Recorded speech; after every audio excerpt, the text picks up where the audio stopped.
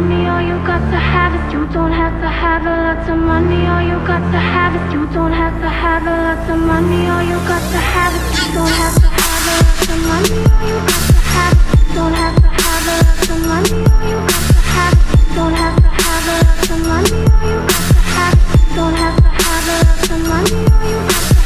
You don't have to have a lot of money, all you got to have it. You don't have to have a lot of money, all you got to have it. You don't have to have a lot of money, all you got to have it. You don't have to have a lot of money, all you got to have it. You don't have to have a lot of money, all you got to have it. This thing is super clean. Yeah, that's a forged motor. It's got CP pistons and eagle rods. You had the Z32 training? No, I've got the Frontier transmission in it. It's the same core, but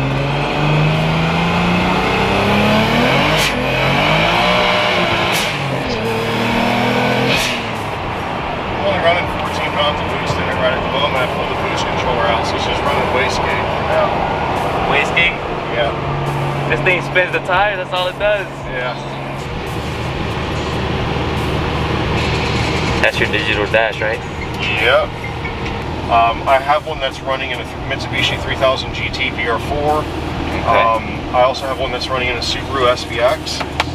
And putting it in the Skyline, I mean, it's pretty straightforward because that's just almost like the Z anyway. Yeah. My sway bar is just too loose in the front.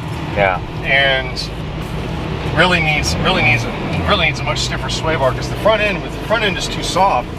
The back end will want to walk around on you real easy, and that's what she was doing. She's wanting to slide around a lot.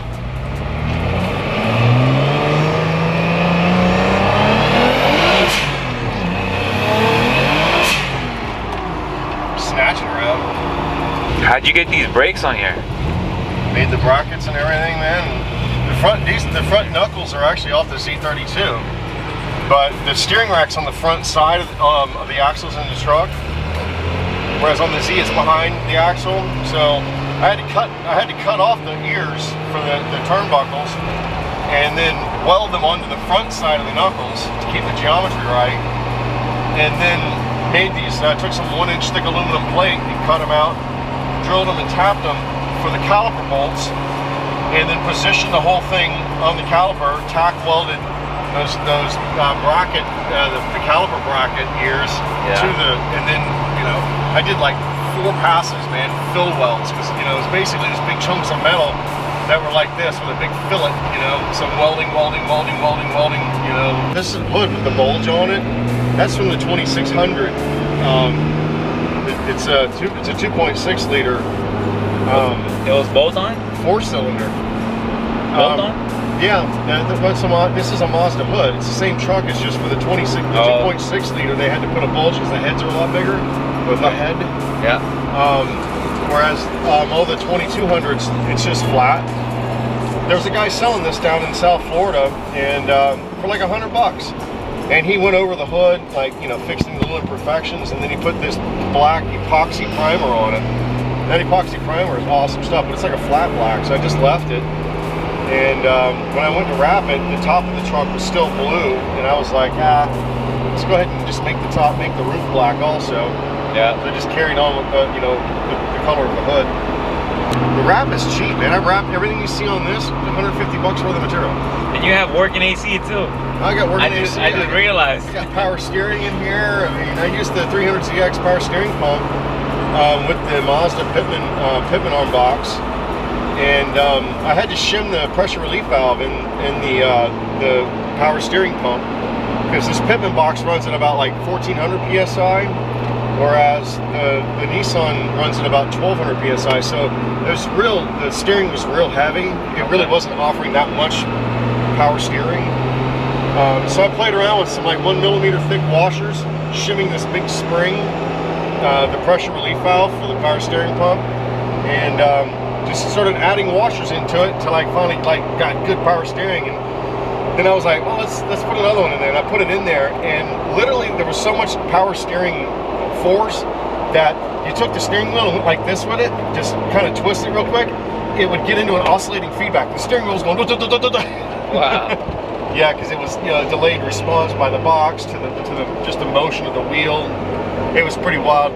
Yeah. Turn it and it's just all of a sudden it goes. I had to grab the steering wheel.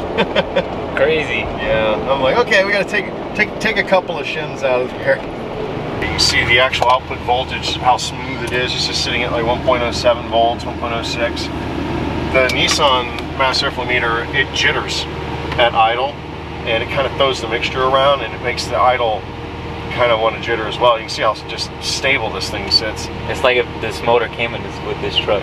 Alright guys, so I'm going to end the video here. This video was made a few days ago. I am in the middle of editing it right now. And I am sorry if the video is a little bit all over the place and a little bit weird. This video wasn't planned, and I was like not expecting to get a ride in this truck and like make a video on it, but I still went ahead and did it. Maybe soon I will take my gimbal back over there and like get a nicer shots of the truck and like do another like video of the truck, because I didn't get the how it had Z32 like seats. Like that truck is crazy. That truck had like everything from a Z32.